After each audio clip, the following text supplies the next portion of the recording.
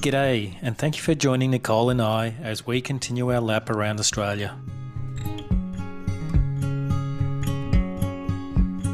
The next part of our journey took us from Kalbarri to Geraldton. 50 kilometres south of Kalbarri, we started seeing the pink waters of the Hutt Lagoon. To get a closer look, we diverted off the main road to a couple of unofficial lookouts on the eastern side.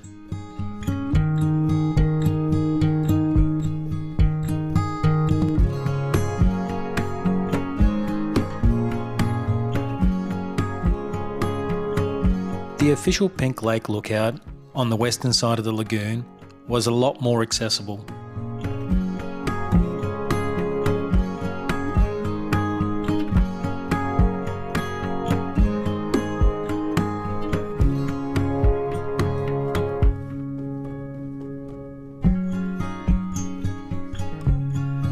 While inviting, the water is extremely salty and unsafe for swimming or drinking.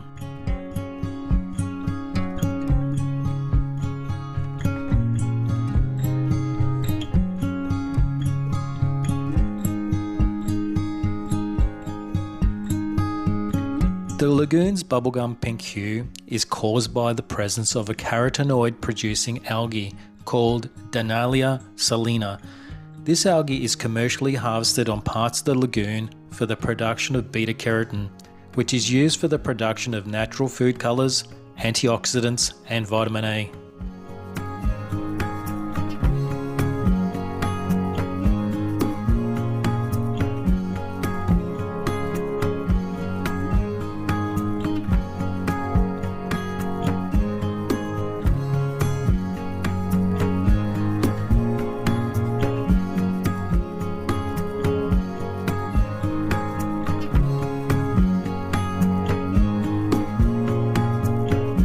The small nearby township of Port Gregory is sheltered by 5 kilometres of exposed reef, forming a natural harbour and an aquatic playground. The township was home to a depot that served as an early employment agency, recruiting convicts to work at the local Geraldine Lead Mine and pastoral stations. Our next stop was Horrocks Beach. This laid-back seaside town is a family-friendly destination, renowned for its calm, sheltered turquoise lagoon and white sands. It was named 2018's Best Mainland Beach.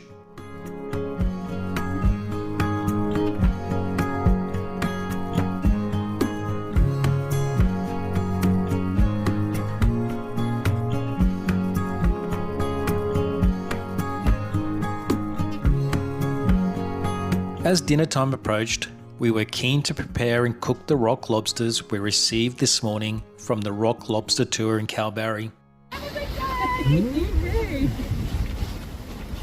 What's up, guys? We're just about to cook a couple of lobsters that we caught this morning. Lobster pot tour at Kalbarri. They gave us a little bit of instruction, but not enough. But anyway, here goes. What we're going to do is we're going to try and split it in half and then butterfly them, fill them with garlic butter, and then try and cook them up.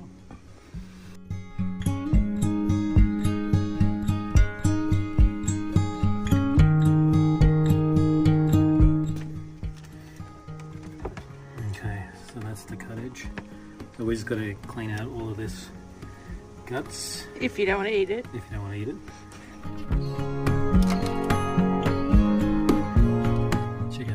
Beautiful, fresh Western Australian lobsters caught at Kalbarri just a few hours ago. Now they're ready for dinner.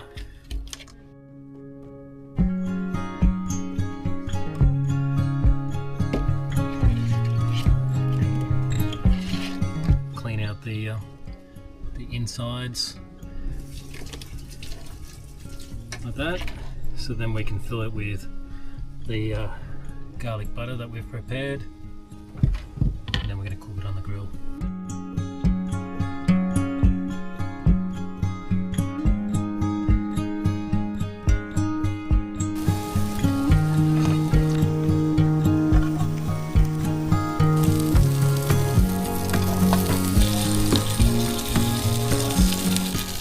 I've put a probe in the middle of the lobsters, and I've got it on a app called Meter, and the app will actually tell me the internal core temperature.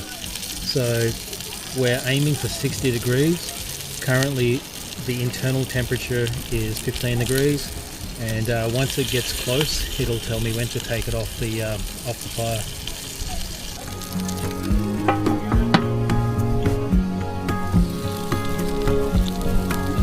You can see the meat's starting to go from translucent to white.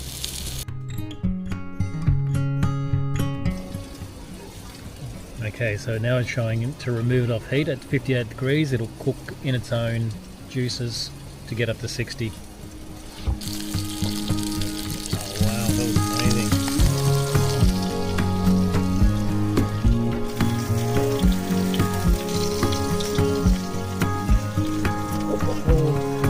Oh, it's so...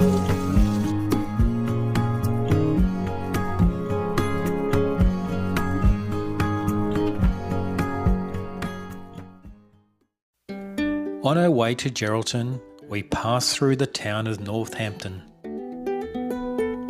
European settlement began in 1848 when lead and later copper was mined here. It was declared a town in 1864, making it among the oldest towns in WA. Two notable heritage buildings in town are the convent and St Mary's Church, both designed by the priest-architect Monsignor John Hawes.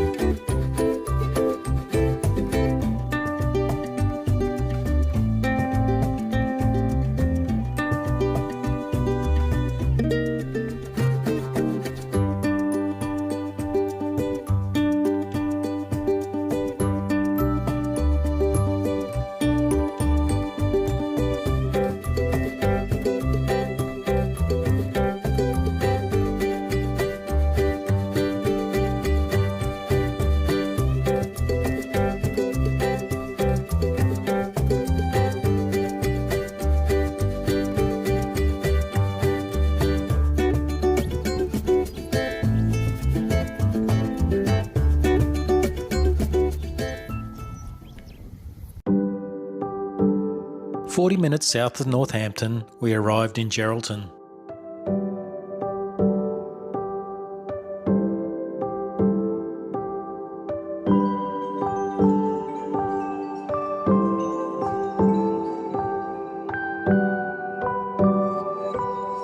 The Horizon Ball is an iconic feature located at Beresford Foreshore Park.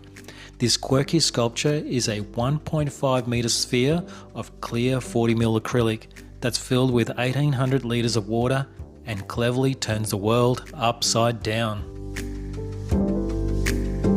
Although Geraldton's population is little over 47,000 people, it's been several months since we've been in a town of this size. There's lots to explore and an opportunity to get our phones repaired and get some supplies from large retail stores. Geraldton is a lively coastal city that has a rich maritime history with its shipwrecks, deepwater ports and nearby Abrolhos Islands.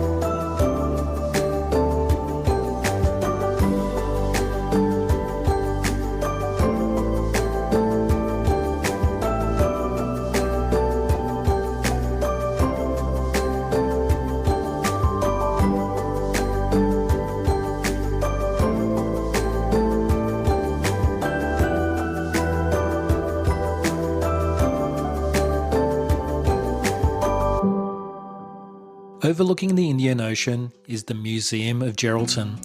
The Museum of Geraldton celebrates the rich heritage of the land, sea and people of the Midwest region. The galleries present its natural landform, Yamatji history and culture, and the region's unique natural landscape and marine environment.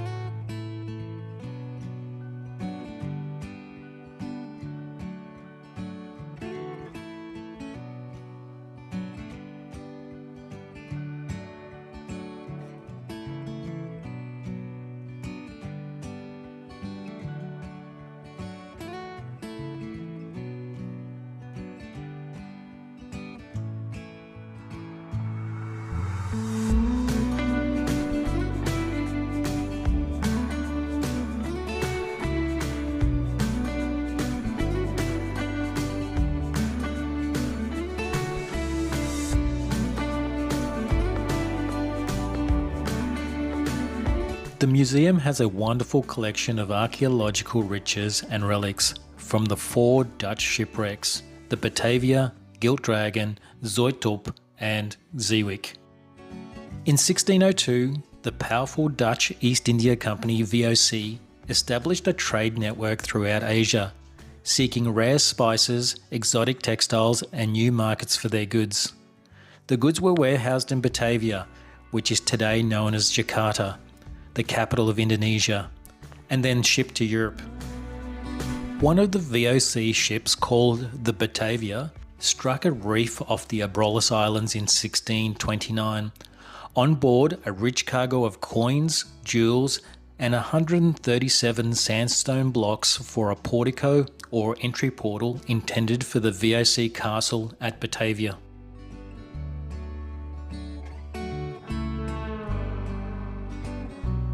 There's also a gallery showing a 3D film of the wrecks of HMAS Sydney 2 and HKS Cormorant as they lie currently 2,500 metres deep on the ocean floor.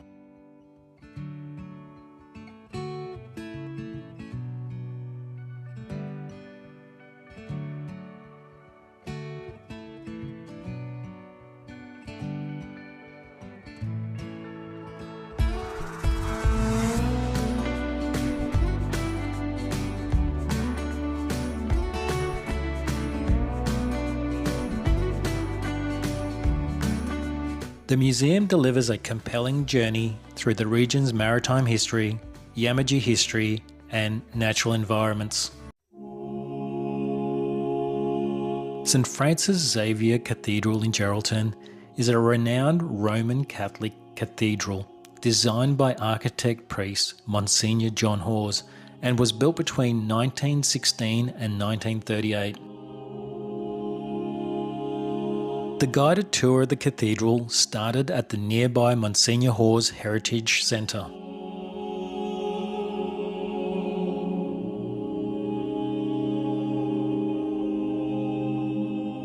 The cathedral is known for its Byzantine Romanesque style and is considered one of Monsignor Hawes' finest works.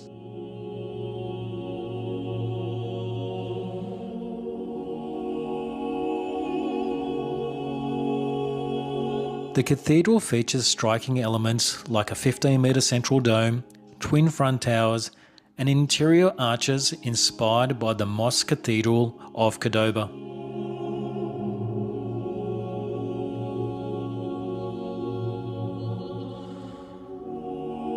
The interior features distinctive grey and orange stripes on the columns and arches that's meant to resemble the fashion of many churches and cathedrals in Italy, such as Siena or Orvieto, or the Mosque Cathedral of Cordoba, Spain.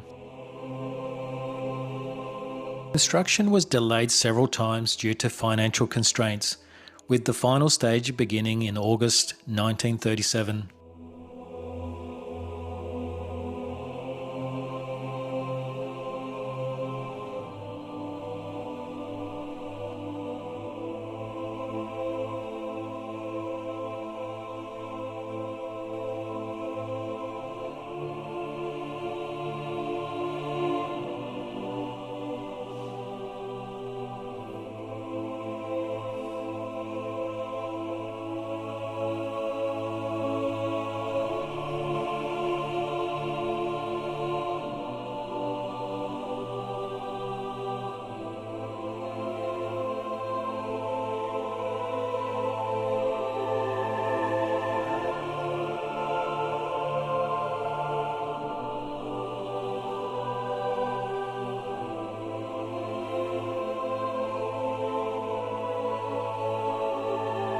The crypt is an underground chapel dedicated as a memorial to the soldiers of the First World War. The ancient relics and projection of natural light underground were impressive features.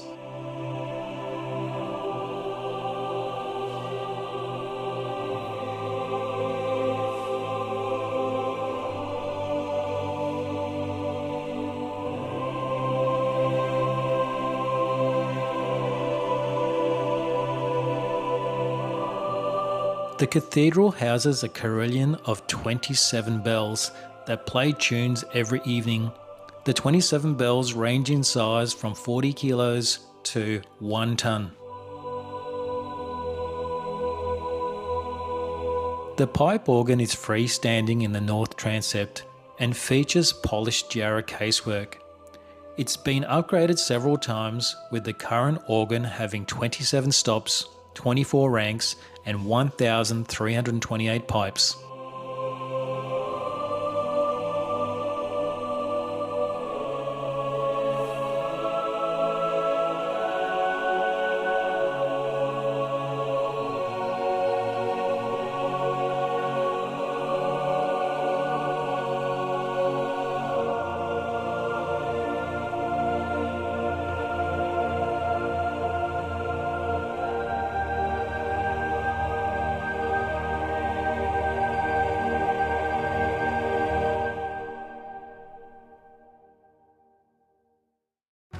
This national memorial commemorates the loss of the HMAS Sydney II and the ship's company of 645 men on the 19th of November 1941.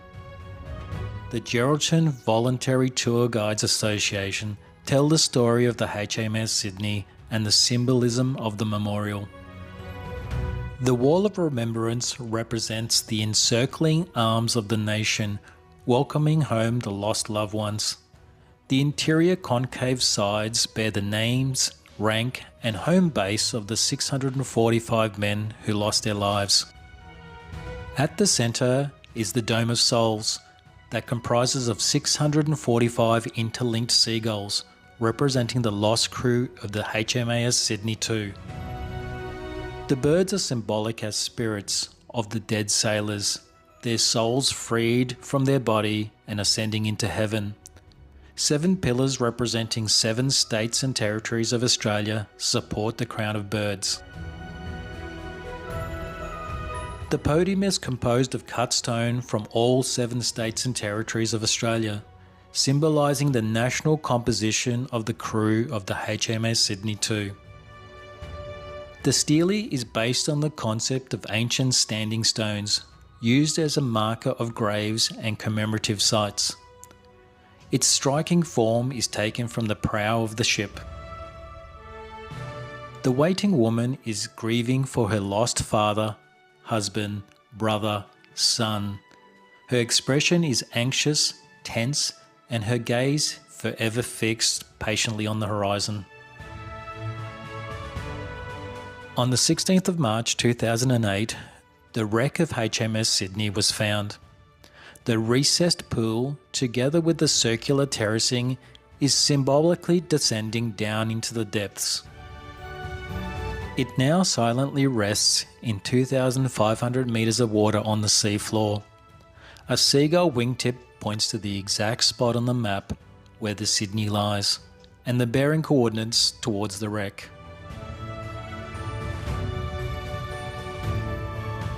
The layers of symbolism of this memorial goes much deeper than our summarised descriptions.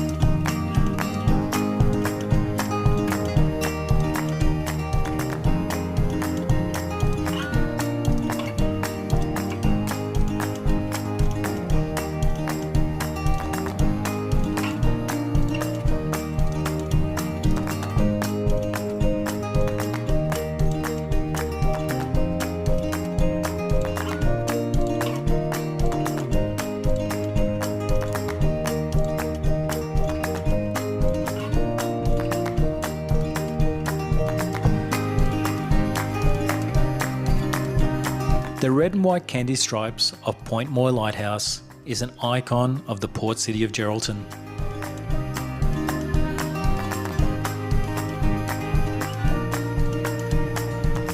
Standing 34 metres high, it was the first all-steel tower built on the mainland of Australia and remains the tallest metal lighthouse in Australia. The Fresnel lens was first lit in 1878 and was replaced with an automated light in 2009.